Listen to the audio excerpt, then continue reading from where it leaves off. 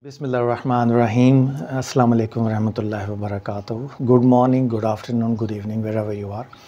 Today we are very blessed and honored to be in the office of Honorable Majid Mishki Saab, who is a cultural counselor for Iran in Pakistan, Islamabad. And we thought to have a conversation with him on the importance of Iran, Irani culture, Irani influence in the Islamic history and all those other related areas. So the format would be the same. I'll be at the back of the camera and I will be focusing directly on His Excellency. And then I'll be asking the question and then he will be talking in Persian. And this would be a good opportunity for those students who are learning Persian, including myself. And also I would like to know more through my question the importance of Iran today as far as the history, culture, Islam, theology, religion, everything, all other aspects that we will be covering today.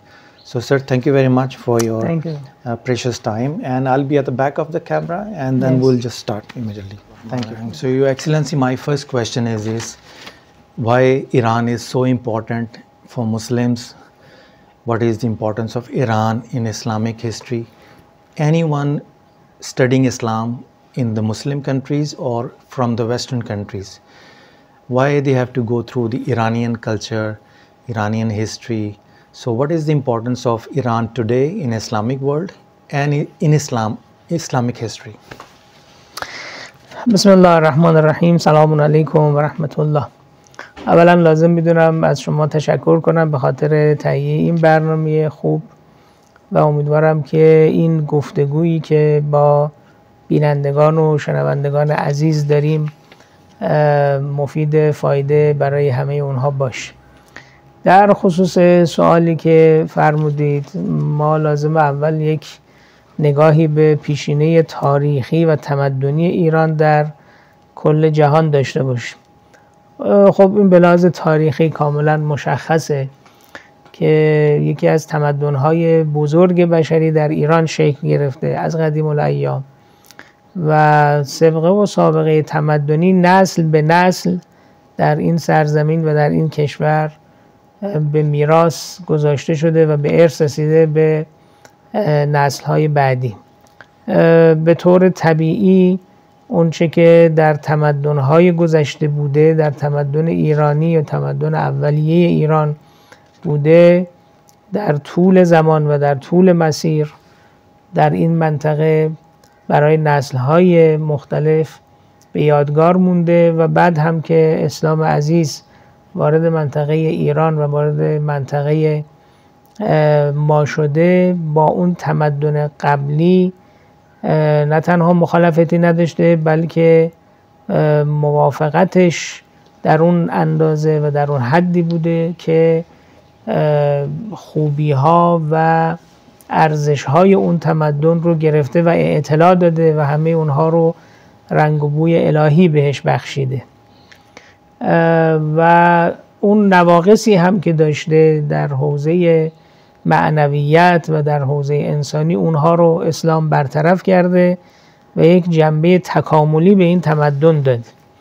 بنابراین جایی که تمدن ریشه داره، فرهنگ ریشه داره، به طور طبیعی تأثیرگذار در مناطق پیرامونی خودش، در مناطق اطراف خودش و بلکه در جهان بشریت. شما اگر مطالعه بکنید و نگاه بکنید هم به تاریخ ایران، به تاریخ تمدن ایران، در همه علوم و در همه فنون و در همه حوزه ها ایران از گذشته سخنی برای گفتن داشته برای جهان بشریت. در حوزه علوم ریاضی، در حوزه نجوم، در حوزه پزشکی، در حوزه علم، در حوزه ادب، در همه حوزه ها ما میبینیم که ایرانیان و سرزمین ایران از گذشته دارای تولیدات بسیار فاخری بوده که در تمدن بشری تأثیرگذار بوده. خب شنوندگان عزیز و بینندگان گرامی این برنامه میدانند که تمدن با یک رشته از علوم یا یک جنبه از زندگی بشری شکل نمیگیره. تمدن به مجموعه ای از اتفاقاتی که ارتباط با زندگی انسانها داره شکل خواهد گرفت و اگر یک مکتبی، یک جریان فکری بتواند تمامی حوزه‌های زندگی بشری رو تحت تاثیر قرار بده، تمدن سازه. و این تمدن سازی در ایران اتفاق افتاده. البته ایرانی که میگیم حتما دقت دارن عزیزان که ایران گذشته وسعتی داشته که تقریبا نصف جهان کنونی امروز رو تحت پوشش خودش داشته. اینی که داریم صحبت میکنیم بالای 1000 سال پیش بوده و البته به تدریج خب محدود شده به این مجموعه‌ای که امروز سرزمین ایران در اون مستقر هست. بنابراین این تمدنی که داره ازش صحبت می شود متعلق به کل کسان و کل کشورها و کل ملت‌هایی است که توی اون منطقه ایران باستان داشتن زندگی می‌کردن.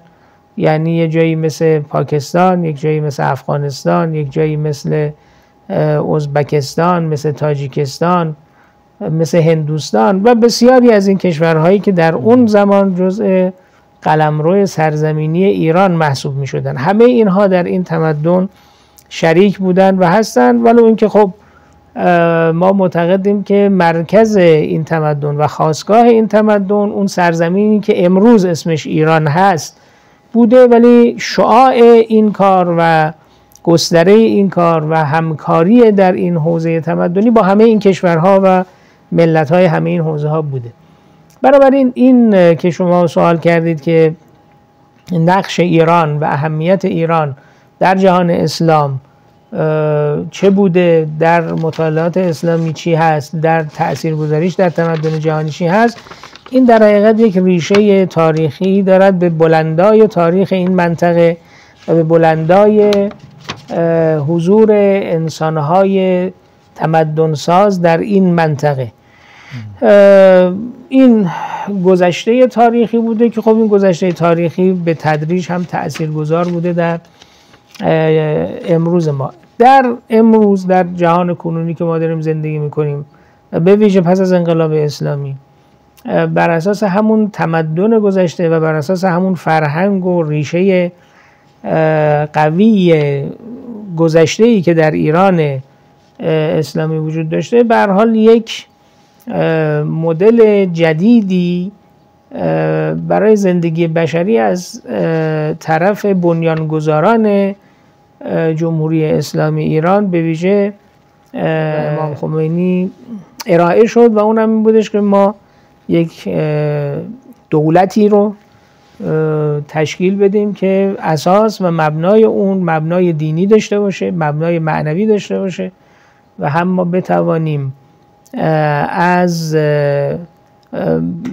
امکانات روز دنیا برای زندگی خوب بشر استفاده بکنیم و هم این زندگی خوب رو جهت بدیم به سمت کمالات انسانی و به سمت الهی زندگی کردن برای انسان ها.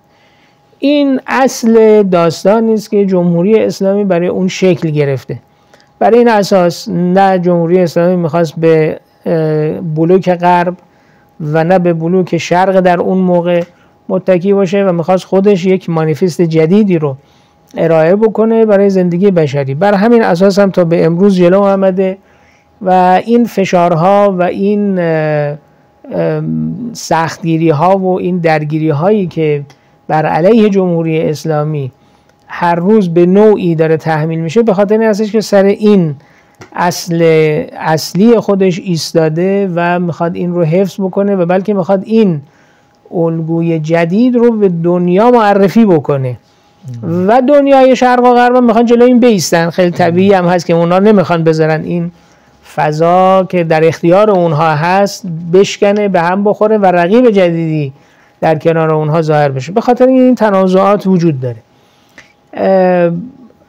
بر اساس همون ایده کلی و حالا به تعبیر مانیفستی که در روز اول ارائه شد، جمهوری اسلامی از تکنولوژی، از علم، از فناوری روز دنیا استفاده کرده. در همه زمینه‌ها آمارهایی که الان موجوده، آمارها هم آمارهای جهانی است، آمارهایی نیست که خود ایرانی‌ها تولید کرده باشن، بلکه یک آمارهای جهانی است. این آمارهای جهانی نشون میده که رشد علمی ایران بسیار رشد قابل توجهی بوده و زائد الوصفی بوده. در منطقه شما نگاه بکنید ببینید الان به لحاظ پزشکی یکی از بهترین و پیشرفته ترین فعالیت های پزشکی توی ایران داره انجام میشه. به عنوان نمونه و به عنوان مثال ما الان داریم کاری رو میکنیم که تنها تکنولوژیش در اختیار چند کشور دنیا بیشتر نیست. پیوند زدن قلب، پیوند زدن کبد، اینها کارهای بسیار پیچیده است که در ایران به راحتی داره الان انجام میگیره و این رو فقط برخی از کشورهای اروپایی و آمریکایی در اختیار دارن. در حوزه نانو تکنولوژی حرفای بسیار خوبی ایران برای گفتن داره. در حوزه هوافضا همین چند روز پیش یک موشک ماهواره بری رو ایران به فضا پرتاب کرد که با وزن حدود 200-300 کیلو رو میتونست به آسمان ببره و در مدار زمین قرار بده برای پروژه های تحقیقاتی و فناوری. در سایر علوم و فنون و حوزه های دیگه هم همینطوره. اینها در قبل از انقلاب اسلامی نبود. یعنی ایران همین استعداد، همین هوش، همین انسان ها در اون کشور داشتن زندگی میکردن، اما به دلیل اینکه به اینا اجازه داده نمیشد که در حوزه های علمی وارد بشن و تولید علم داشته باشن، تولید و فناوری علم رو عرضه بکنن به دنیا، جوانان ما، مغزهای باهوش ما همه از ایران خارج می شدن و می رفتن در اختیار و در خدمت کشورهای غربی و نوعا می رفتن آمریکا یا اروپا، اونجا وای می سادن و خدمات علمیشون رو به اون کشورها عرضه می کردن، به خاطر اینکه اجازه داده نمی شد در خود ایران این اتفاقات رقم بخوره.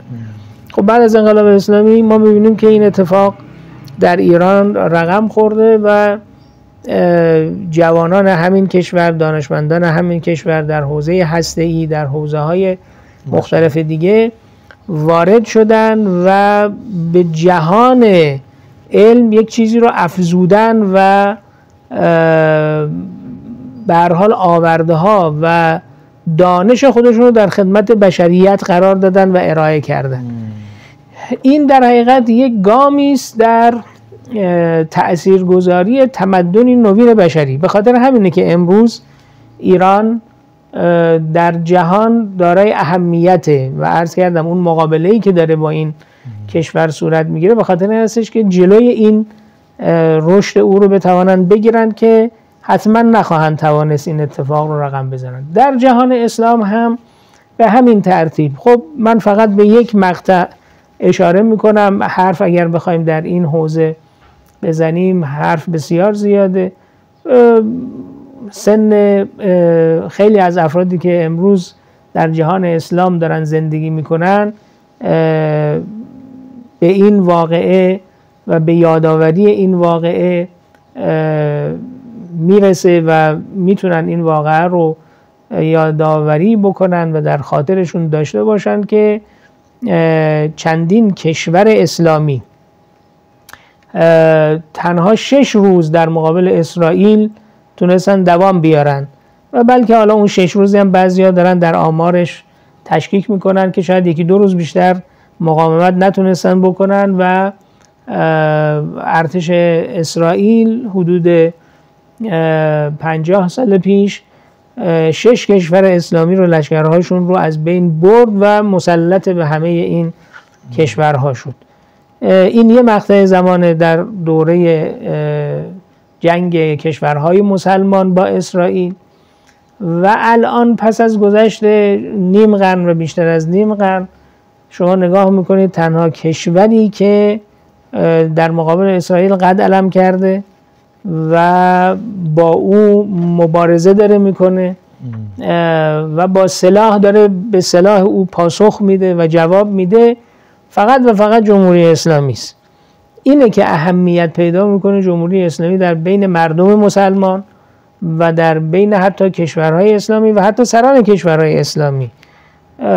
به هر حال سران کشورهای اسلامی به هر دلیلی اگر خودشون نتوانند یا نخواهند وارد مبارزه با اسرائیل بشوند، ولی این اقدام جمهوری اسلامی رو مورد تحسین قرار میدن، مورد تشویق قرار میدن که به هر حال یکی از کشورهای اسلامی در مقابل این قده سرطانی که در منطقه داره کیان کشورهای اسلامی رو به مخاطره میاندازه قد علم میکنه، مقابله میکنه، ایستادگی میکنه و حتی او رو با موشک میزنه. و خب در آمار و در اخبار هم شنیده شد و دیدید که این اهداف هم چقدر دقیق انتخاب شده بود و چقدر دقیق مورد اصابت قرار گرفت. یعنی این هم نشان دهنده توان نظامی جمهوری اسلامی است که موشک‌هایی رو از هزاران کیلومتر اون طرفتر به گونه‌ای هدایت کرد که با کمترین خطا در نقطه هدف به زمین نشستن و اهدافی رو که مشخص شده بود رو زدن. من خلاصه کنم به این مقدار که جمهوری اسلامی ایران حامل یک پیام تمدن ساز و تمدن نوین اسلامی است برای جهان.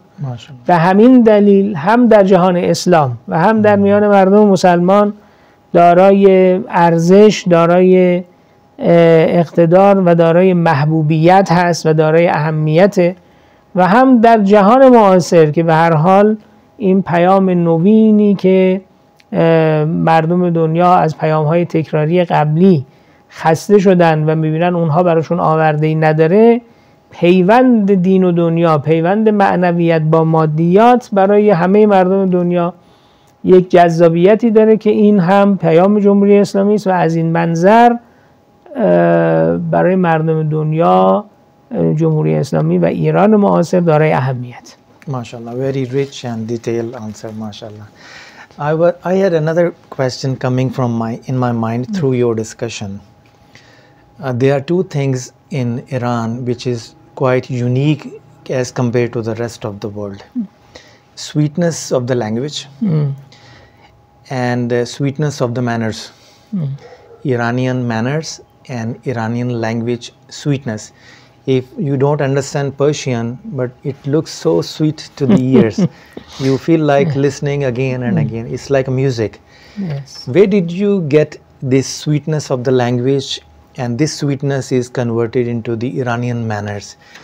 If anyone coming outside from Iran and he wants to get the taste of this sweetness and he wants to adopt the Iranian manners, so the personality become a sweet personality. What is the secret and what is the basis? یه مقداری پاسخ دادن به این سوال مشکله. این از اون سوالات رمزآلوده. یه مقداری باید خیلی تحقیقات عمیق هم زبان شناسی هم جامعه شناسی در این حوزه اتفاق بیفته تا بشه یه مقداری جواب دقیقی به این سوال داد. اما همونگونه که شما اشاره کردید، این حس رو من هر وقت با هر غیر ایرانی و غیر فارسی زبان صحبت کردم، این احساس رو از زبان فارسی داشته که یک زبان آهنگی نیست که خوش به گوش می نشینه، یعنی لذت می برن ولی اینکه ممکنه معانیش رو متوجه نشن، ولی همین آهنگین بودن الفاظ زبان فارسی باعث میشه که به هر حال جذابیت داشته باشه. شاید همین قابلیت زبان فارسی هم هست که دنیا میبیند که ما شاید هیچ زبانی، شاید هیچ تمدنی، هیچ کشوری به این تعداد شاعر تأثیرگذار درش وجود نداشته باشه و درش پدید نیامده باشه. چرا؟ به خاطر اینکه این قابلیت این زبان بوده و قابلیت این زبان هست. شما ببینید تمام این شعرایی که هستن در قله هستن. حافظ داریم، سعدی داریم، فردوسی داریم، خاقانی داریم، خیام داریم، یعنی یک فهرست بسیار بلند بالایی از شعرایی که همشون هم در تراز بسیار بسیار بالایی بودن در زبان فارسی ظهور پیدا کردن و شعر گفتن و شعرشون هم پر است از حکمت و پر است از مفاهیم عالی انسانی. این به خاطر همین قابلیت زبان فارسی است. به هر حال خدای متعال به هر قوم و ملتی یک عنایت ویژه داشته. شاید هم بشه گفتش که این عنایت خدای متعال به این سرزمین بوده که یک زبانی در این سرزمین هست که این قابلیت رو داره، هم به لحاظ زیبایی شناختی داره، یک زیبایی فوق‌العاده هست، هم به لحاظ اینکه بتواند مفاهیم انسانی و مفاهیم عقلی و حکمی رو به خوبی در این زبان گنجاند و منتقل کرد. این قابلیت رو هم این زبان داره، چون بعضی از زبان‌ها باز این قابلیت رو هم ندارن، یعنی الفاظ کمتری در اختیار دارن، یا اگه الفاظی دارن الفاظشون الفاظ زیبایی نیست که بشود این مفاهیم رو منتقل کرد. اما به هر حال زبان فارسی این قابلیت رو داره که بشود در اون به هم از زیباییش استفاده کرد، هم مفاهیم علمی، مفاهیم ادبی، مفاهیم عقلی و مفاهیم حکمی رو درش گنجاند و نسل به نسل اینها رو منتقل کرد که خب به هر حال همه انسان‌ها بر سر سفره گذشتگانشون و بر سر سفره ادب و میراث ادبی و میراث علمی و فرهنگی گذشتگانشون میشینن و از اون استفاده میکنن و زندگیشون رو و سبک زندگیشون رو بر اساس اون ترتیب میدن. ایران به هر حال این اقبال رو داشته که گذشتگانش بهترین درس ها رو در قالب بهترین گفتار تدوین بکنن و برای نسل‌های بعدی به یادگار بذارن، نه تنها برای فارسی زبان ها بلکه برای همه دنیا. شما نگاه بکنید امروز یکی از پرفروشترین کتاب ها ترجمه مثنوی معنوی مولاناست در کشورهای غربی به خصوص آمریکا. یکی از بهترین و پرفروشترین کتاب ها ترجمه کتاب های سعدی است. چرا؟ به خاطر اینکه اونها زندگی بشری رو روایت کردن. یک حرف مربوط به یک فرقه یا یک سنتی مربوط به یک منطقه محدود نبوده. هر چه که گفتن مربوط میشه به کل آدم ها، به کل بشریت، به کل چیزهایی که یک انسان نیاز داره به زندگی بهینه. اگه میخواد یک زندگی خوبی رو داشته باشه نیازمند به اجرای اون مواردی است که در بوستان سعدی گفته شده، در گلستان سعدی گفته شده، در حکمت‌های مولانا در مثنوی آمده و البته در بقیه سخنان شعرای فارسی زبان. و از همینجا به اون بخش دوم سوال شما اشاره میکنم که همین میراث پربها و گرانبهاست که در رفتار مردم ایران تأثیر گذاشته و اونها رو متمایز از بقیه فرهنگ ها کرده. البته همه فرهنگ ها اون بخشی که مربوط به جامعه بشری و جامعه انسانی است و همه انسان ها ازش استفاده میکنن، احترام دارن، محترمن، قابل استفادهن و حتما هم همه انسان ها از اونها استفاده میکنن. اما به نظر میرسه که نقش ایرانیان و نقش ادبیات فارسی و زبان فارسی و گذشتگان در این آرایه و در این نقشه کلی از زندگی سعادتمندانه بشری، نقش ایرانی ها و گذشتگان ایرانی ها پررنگتره و در این ادبسازی و فرهنگسازی برای جامعه بشری و دادن الگوهای برتر به نظر میرسه نقش ایرانی ها یه قدری بیشتر و پررنگتر نسبت به سایر فرهنگ ها و سایر ملل. Another question is anybody from Pakistan or from Muslim world, if they visit to Iran to pay respect to different ziyarah or they go to Iran for study purpose, what they should do when they are in Iran to get maximum benefit from the Iranian culture, Iranian history and Iranian hospitality? بله، اینم بسیار سوال خوبی است و به نظرم سوال کاربردی هم هست که شما سوال کردید. اولا من درخواست میکنم و تشویق میکنم همه عزیزان ملت دوست و ملت بزرگ پاکستان رو به این که از ایران اسلامی یک دیداری داشته باشند و یکی از حداقل به عنوان مقصد گردشگری ایران رو ببینن. من که خودم به هر حال یک انسان فرهنگی هستم و هر جایی هم حضور پیدا کردم در ایران جنبه‌های تاریخی و فرهنگی و تمدنی رو مورد بررسی قرار دادم. باید اذعان کنم که متاسفانه به دلیل گستردگی ایران و گستردگی حوزه تمدنی ایران هنوز نتونستم خیلی از جاهای ایران رو برم زیارت کنم و ببینم و طبعا اگر دوستان پاکستانی یا از هر کجای دیگه عالم بخوان بیان ایران رو ببینن مسلماً به 10 روز و 1 ماه و حتی 1 سال هم شاید فرصت کم باشه برای اینکه همه ایران رو بتونن برن ببینن و همون حوزه های مختلف تمدنی رو ازش استفاده بکنن. اما حداقل اگه همه جای ایران رو نمیشود ببینن جاهایی رو به عنوان نمونه حتما برن ملاقات کنن ببینن و هم لذت ببرن از فضا و امکاناتی که در ایران هست، هم حوزه های فرهنگی و تمدنی اونجا رو از نزدیک باهاش برخورد بکنن و ملموس باشه براش. اما اینکه چگونه بتوانن بهتر استفاده کنن، به طور طبیعی اولین کاری که باید انجام بده هر کسی که میخواد بره در ایران زندگی بکنه، حالا دانشگاه بره، مطالعات دانشگاهی داشته باشه، ادامه تحصیل بده یا حتی بخواد بره در گردشگری، اینه که زبان فارسی رو به یه اندازه یاد بگیره. به هر حال زبان دروازه ورود به فرهنگ هر کشور و هر ملتی است. اگر کسی زبان کشوری و ملتی رو نداند نمیتونه ارتباط خوبی برقرار بکنه با فرهنگ و با اون ملت و اون کشور.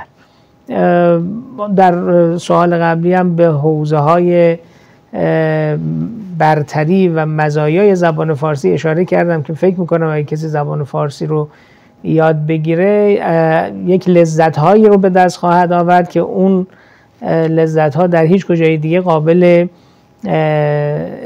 به دست آوردن نباشه. فقط در یادگیری زبان فارسی است که اون لذت ها به دست خواهد اومد. ضمن اینکه حالا عزیزانی که در پاکستان زندگی میکنن، من این رو همیشه در جلسات مختلف یادآور شدم و گفتم و دوست دارم از طریق این رسانه هم باز تکرار بکنم، اینه که بخشی از هویت ملت پاکستان و بخشی از تمدن این کشور و بخشی از فرهنگ عزیزان پاکستانی با زبان فارسی گره خورده، چه بخواهند چه نخواهند.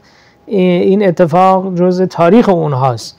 زبان فارسی جزء تاریخ اونها بوده. زبان فارسی جزء زبان اردوست و پیوند ناگسستنی با هم دیگه داره. اگر کسی فیلسوف، متفکر، شاعر بلند آوازه پاکستان مرحوم علامه اقبال لاهوری رو بخواد بهتر بشناسه باید فارسی بدونه. اصلا بدون دانستن فارسی کسی اقبال رو نمیتونه بشناسه و نمیتواند به عمق افکار اقبال راه پیدا بکنه.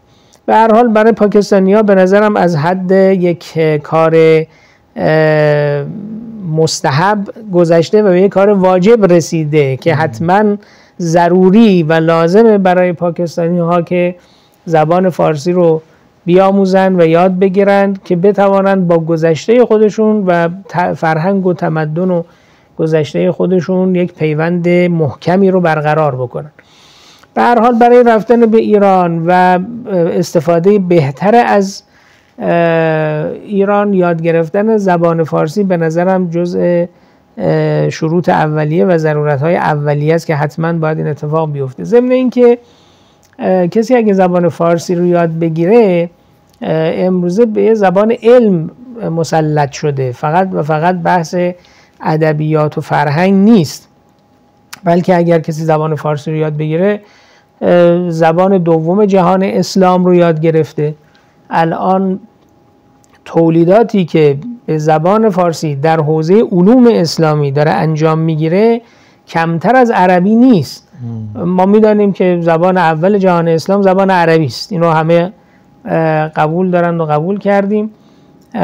ولی زبان دوم که زبان فارسی است و تولیداتی که داره در زبان فارسی الان در حوزه علوم اسلامی انجام میگیره کمتر از زبان عربی نیست. به خاطر همین باز مجددا اگه کسی میخواد در حوزه علوم اسلامی هم تخصصی پیدا بکنه و متبحر بشه حتما باید زبان فارسی رو یاد بگیره. به هر حال از اولین شرایط استفاده بهتر و بهینه از فرهنگ ایرانی یادگیری زبان فارسی است. نکته دوم همون که در ابتدای این سوال عرض کردم که حتما باید از ایران ملاقاتی داشته باشن و برن و ببینن. ما در فارسی یک ضرب المثل داریم میگیم که شنیدن کی بود مانند دیدن، یعنی هر مقدار که کسی برای کسی دیگری توصیف بکنه مثل این نیستش که آدم خودش یک بار بره و اون چیز رو ببینه. حتما دیدن خیلی تاثیرگذارتره تا شنیدن. رفتن ایران و دیدن ایران به خصوص جاهایی که حوزه های اصلی تمدنی بوده و آثار اونها باقی مونده خیلی در جذابیت و در نوع نگرش نسبت به ایران تاثیرگذار خواهد بود و متفاوت خواهد بود. کسی که نرفته باشه و ایران رو ندیده باشه بره ایران رو ببینه، قبل از رفتن و بعد از رفتن دیدگاهش نسبت به ایران کاملا متفاوت می شود. اگرچه عرض می کنم واقعا شما جایی در ایران نیست که پاتون رو بگذارید و یک حوزه تمدنی چند هزار ساله در اونجا وجود نداشته باشه. هر جای ایران برید همینطوره. همین دیروز در اخبار ایران اعلام کردن که یک منطقه رو در اطراف کرمانشاه که در غرب ایران هست کشف کردن.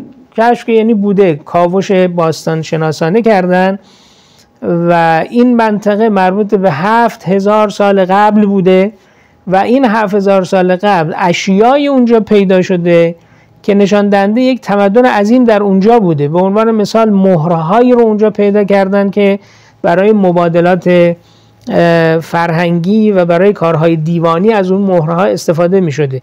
تنوع اشیایی که در اونجا پیدا کرده بودن بسیار بسیار نزدیک به چند هزار قطعه شیء پیدا شده بود که نشان دهنده یک تمدن خیلی قوی در اونجا بوده. این داستان مربوط به همه جای ایران هست، از همین سیستان و بلوچستان و زاهدان که در همجوار و هممرز پاکستان هست شما بگیرید شروع میشه تا برسید به منطقه خراسان که مملو از آثار تمدنی و فرهنگی و دینی و مذهبی و به اصطلاح مقابر بزرگان اهل تصوف در اونجا هست. برید به شمال ایران که جای تمدن‌های چند هزار ساله است، مرکز ایران و جنبه‌های مختلفی هم از هر بخشی اگه کسی بره ایران رو ببینه میتونه پیدا بکنه. حالا من باز به عنوان مثال عرض میکنم، شما در مرکزیت ایران شهر یزد رو دارید، یعنی دقیقاً در مرکز کشور واقع شده. مرکز ایران به لحاظ جغرافیایی یک جایی است که به کویر نزدیکه، بارندگی در اونجا کمه، آب اونجا کم پیدا میشه، سبزی و سرزندگی طبیعی در حال کمتره. مردمی که در اونجا هستن از گذشته قدر آب رو خیلی خوب میدونستن و مدیریت آب رو بلد بودن که با اندک آب چگونه حوایج خودشون رو برطرف بکنن و از آب چگونه استفاده بکنن. خب اونجا در گذشته به خصوص که موضوع سد و موضوع این حرفا مطرح نبوده، آب رو باید از زیر زمین استحصال میکردن و به دست می آوردن. ما در اون منطقه در یزد یک رشته قناتی داریم، حالا برای بینندگان عزیز توضیح میدم. قنات یک راه آبی است که از زیر زمین به اصطلاح مأخذ و منبعش رو میکشن، یک کانالی است در حقیقت. این رو در زیر زمین حفر میکنن تا بیاد به یه جایی برسه که از روی زمین بتونن آب رو بردارن. در حقیقت از اعماق زمین باید این کانال رو بکشن تا برسه به یه جایی که آب در دسترس باشه. ما در اون منطقه یک رشته قناتی داریم که 1000 کیلومتر این امتداد داره و دقیقاً از اعماق زمین این رو آب رو پیدا کردن، استحصال کردن و این رو کانال کشی کردن تا به جایی که در دسترس انسان ها باشه و بتوانن ازش استفاده بکنن. این بدون اندیشه، بدون محاسبه، بدون یک فکر مهندسی قابل اجرا نیست این کار. و ببینیم که در صدها سال بلکه هزاران سال قبل این چه اندیشه‌ای پشت این کار بوده و چه محاسبه دقیقی پشت این کار بوده که همچنان بعد از هزاران سال این قنات داره کار میکنه و همچنان دارن ازش آب استحصال میکنن و دارن ازش استفاده میکنن. این یه نمونه از تمدن سازیه، یه نمونه از کارهایی است که در یه تمدن تأثیر داره، یه نمونه است که استمرار و امتداد این تمدن رو نشون میده. محاسبه، فکر، عقل، کار علمی کردن و پرتلاش بودن برای این موضوع همه نشان دهنده این هستش که جنبه های مختلفی دست به دست هم داده تا یک اتفاق بزرگ مانند این رقم بخوره.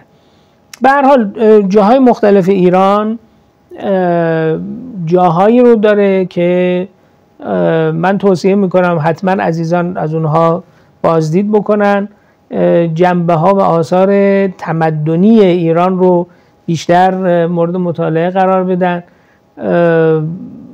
ما بر اساس تاریخی که مدونه و ثبت و ضبط علمی شده مباحث نجومی رو ایرانیان در نزدیک به 1000 سال قبل آنچنان دقیق محاسبه کردند که بر اساس محاسبه اونها هنوز که هنوزه حرکات فلکی و نجومی رو منجمین و دانشمندان ستاره شناس دارن محاسبه میکنن و سال و روز و ماه و چرخش ستارگان و چرخش خورشید و چرخش ماه و اینها رو دارن بر اساس همونها هنوز دارن محاسبه میکنن. این نشان دهنده اون عظمت فکری و اون دقت علمی است که در این سرزمین انجام شده. به هر حال اگه قرار باشه تو این حوزه صحبت کنیم برنامه‌های مفصلی رو باید پر بکنیم. من به همین مقدار در حوزه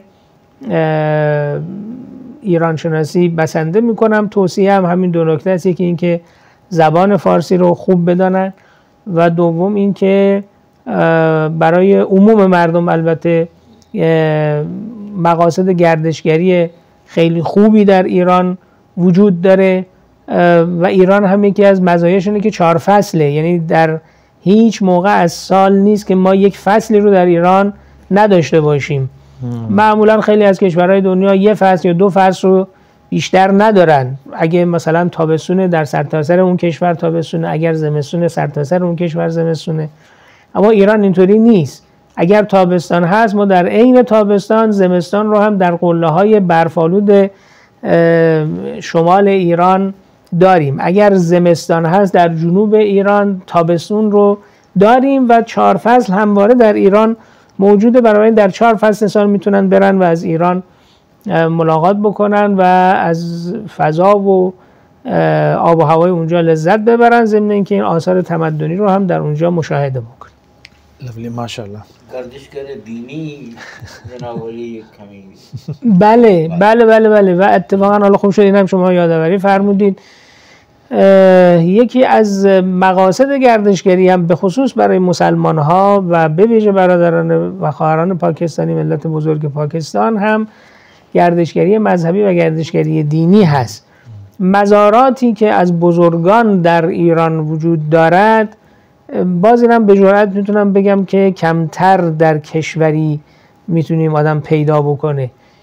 یک علتش این هستش که خب این مسیری بوده که خیلی از بزرگان به دلیل فرهنگ و تمدنی که در ایران بوده اومدن در این کشور زندگی کردن. نکته بعدش اینه که در طول تاریخ مقابر اینها زنده نگه داشته شده، یعنی ساختمون ساخته شده، نگهداری شده، به نسل‌های بعدی معرفی شده.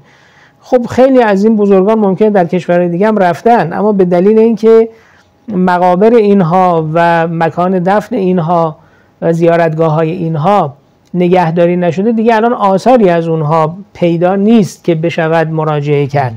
اما در ایران این اتفاق افتاده، یعنی محل دفن اینها نگهداری شده و همین امروز هم بعد 1000 سال می شود از محل دفن اینها و زیارتگاه های اینها استفاده کرد. ضمن اینکه ما خب در حوزه شیعیان وجود مقدس و منور امام هشتم شیعیان حضرت علی بن موسی رضا علیه السلام رو در مشهد داریم که به هر حال همه شیعیان دنیا بلکه همه مسلمان های دنیا مشتاق زیارت اون مسجد شریف هستند. اتفاقا یکی از نمونه های معماری بسیار فاخر و زیبا هم در همون مشهد قابل مشاهده و قابل زیارت هست، غیر از جنبه های معنوی که خب اصلا دیگه در حوزه جنبه های معنوی زبان از بیان مطلب قاصره، فقط افراد باید خودشون برن در اون مغناطیس قرار بگیرن تا اون معنویت رو بتونن ببینن. در جاهای دیگر ایران در قم مزار خواهر امام رضا علیه السلام حضرت فاطمه معصومه سلام الله علیها اونجا وجود داره. در شیراز برادر امام رضا علیه السلام جناب احمد ابن موسی شاه چراغ وجود داره و در سراسر ایران امامزادگانی از نسل پیامبر گرامی اسلام حضور دارن که مزارات اونها زیارتگاه همه مسلمان ها به ویژه شیعیان هست. همه مردم ایران یکی از پناهگاه هاشون در هر منطقه‌ای که زندگی میکنن همین زیارتگاه فرزندان پیامبر که ما در ایران به اونها امامزاده میگیم، امامزادگان هستند که مردم ایران به اونها مراجعه میکنن. در همه ایران هم اینها حضور دارن و از اینها که عبور بکنیم مرقد و زیارتگاه های بزرگان دینی، علمای دینی، بزرگان اهل طریقت، بزرگان اهل تصوف در ایران فراوان هست، به خصوص در منطقه خراسان که در نزدیکی مرزهای پاکستان و افغانستان قرار داره که حتما خیلی از عزیزان چه اهل طریقت چه غیر اونها مشتاق زیارت این بزرگان هم هستند که ما از همین طریق از همه دعوت میکنیم که از اونها هم زیارت داشته باشند و بازدیدی از اونها هم داشته باشند. ماشاءالله ماشاءالله. I had ما در شبه کار همین نور اسلام و تصوف منبعش همون ایران است. بله بله، خراسان و ایران. بله همون خراسان، اصل خراسان. بله همه شما سید علی همدانی را، بله، خواجه معین الدین چشتی را اگر نگاه کنید، عثمان هروندی را نگاه میکنیم، این همهشون مهاجرت کردن و برای تبلیغ دین میگن. همینطوره. Your Excellency, I had a list of 10 questions which I prepared, but mashallah in your answers you covered all of them, and I think this is his karamat.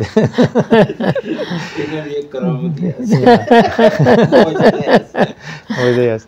So my last question is this, and nowadays on international media, Iran is being portrayed as very negative power in the Western media.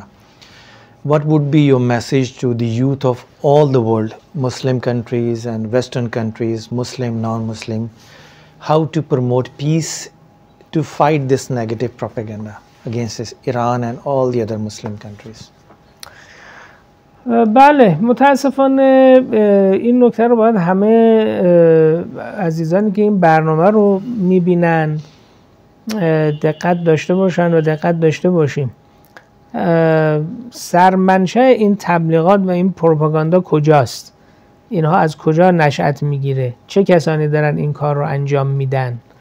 این سوال مهمیه به نظر من. یعنی آدم اول خاستگاه این تبلیغات منفی رو بر علیه ایران باید ما ببینیم تا بدانیم که چرا این تبلیغات منفی اولا داره انجام میشه و چگونه ما میتوانیم با این تبلیغات منفی مقابله درست و مواجهه درستی داشته باشیم.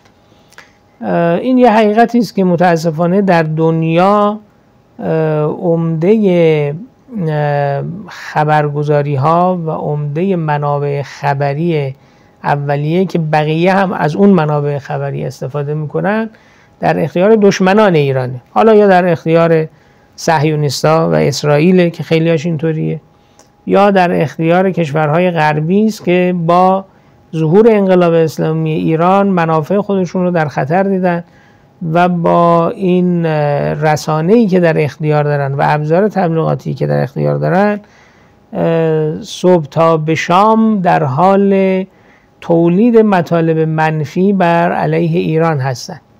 البته دوست دارم که این نکته رو اینجا ذکر کنم که خب ما شاهد این تبلیغات منفی بر علیه خیلی از کشورهای اسلامی دیگه هم هستیم.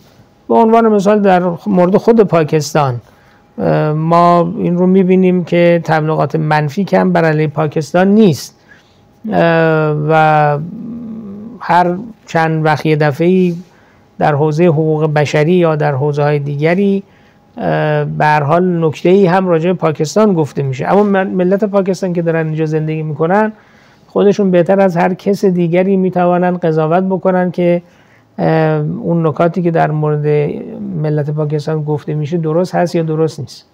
به هر حال در مورد ایران چون بلندگوها دست دشمنانه و دارن تبلیغات میکنن، تنها چیزی که میشود گفت اینه که از دشمن انتظار غیر از این نیست، انتظار دوستی از دشمن نباید داشت. دشمن داره دشمنیشو میکنه، یکی از ابزار دشمنیش هم همین جو روانی و عملیات روانی بر علیه جمهوری اسلامی ایران هست. بعضا ما مواجه میشیم با تبلیغات منفی که حتی تصور میشه مثلا ایران فاقد تکنولوژی های جدید در حوزه حمل و نقله. فکر میکنن که ایرانی ها همچنان در سده های گذشته دارن زندگی میکنن و از حیوانات برای حمل و نقل استفاده میکنن، مثلا ماشین نیست در ایران. وقتی بعضیا میان و میبینن که آخرین مدل از ماشین های دنیا توی ایران داره استفاده میشه واقعا متعجب میشن. یا بعضا تصور میکنن که مثلا کسی بیاد شهرهای ایران رو ببینه، یه خانه های خشتی و گلی و خانه های قدیمی و این حرفا، وقتی میان و ساختمان های بسیار بلند مرتبه ای رو، آسمان خراش هایی رو در تهران مشاهده میکنن، از این فناوری و تکنولوژی تعجب میکنن. بعضا فکر میکنن که اینها رو دیگران برای ایرانیا ساختن، چون هستن کشورهایی در منطقه ما که واقعا این تکنولوژی رو خودشون ندارن، تکنولوژیشون وارداتیه، دیگران اومدن براشون ساختن. اما از استخراج نفتشون تا هواپیماشون تا ساخت و سازشون دیگران براشون این کار کردن. اما وقتی میفهمن که این کار خود ایرانی هاست و ایرانی ها این کار کردن، تعجبشون بیشتر میشه.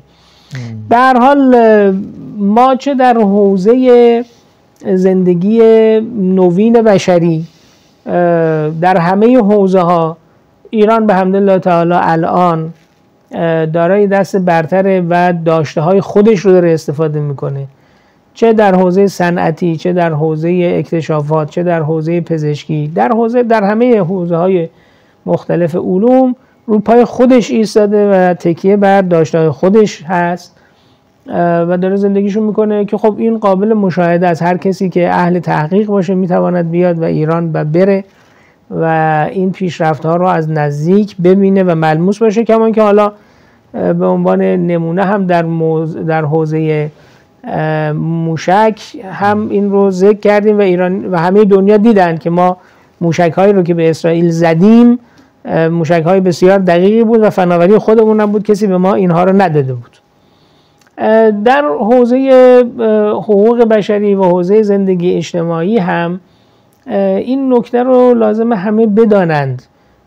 غربی ها اومدن یک چارچوبی رو درست کردن بر اساس استانداردهای خودشون و اون استانداردها رو میخوان به عنوان استانداردهای همه انسانها در همه نقاط دنیا جا بندازن و هر کسی از اون استانداردی که اونا درست کردن بخواد پاشو اون ورتر بذاره، او رو متهم میکنن به نکات مختلف و سیاه نمایی میکنن در مورد او، از جمله نقض حقوق بشره، از جمله اینکه اینها فرهنگ ندارن، از جمله اینکه آزادی نیست و خیلی از این نکات و این سیاه نمایی هایی که راجع به بسیاری از ملت ها دارن انجام میدن. این یکی از منشأهاش همینه که اونا بر اساس سلیقه خودشون، بر اساس سبک زندگی خودشون، بر اساس ارزش‌های خودشون اومدن یک چارچوبی رو درست کردن و از همه ملت‌ها توقع دارن که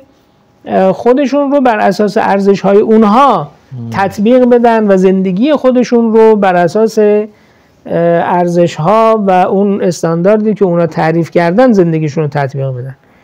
ملت ایران با یه تمدن چندین هزار ساله و با داشتن فرهنگ قوی و غنی، هوش، استعداد، توانمندی و برتری فکری که داره هیچ وقت زیر بار استانداردهای اونا نمیره، نخواهد رفت، تا الان نرفته، از این به بعد هم نمیره. آدمی که خودش ثروتمنده، آدمی که خودش دارای فکر، دارای اندیشه است، دارای فرهنگه و دارای یک ارزش‌های مستقله، هیچ وقت ارزش‌های خودش رو رها نمی‌کنه بره تابع یک ارزش‌هایی بشود که در حقیقت ارزش نیستن، در حقیقت ضد ارزشن در حوزه تمدنی. حالا ما امروز هم می‌بینیم دیگه این وضعیت زندگی غرب یک نمونهش در دوره کرونا نشون داده شد.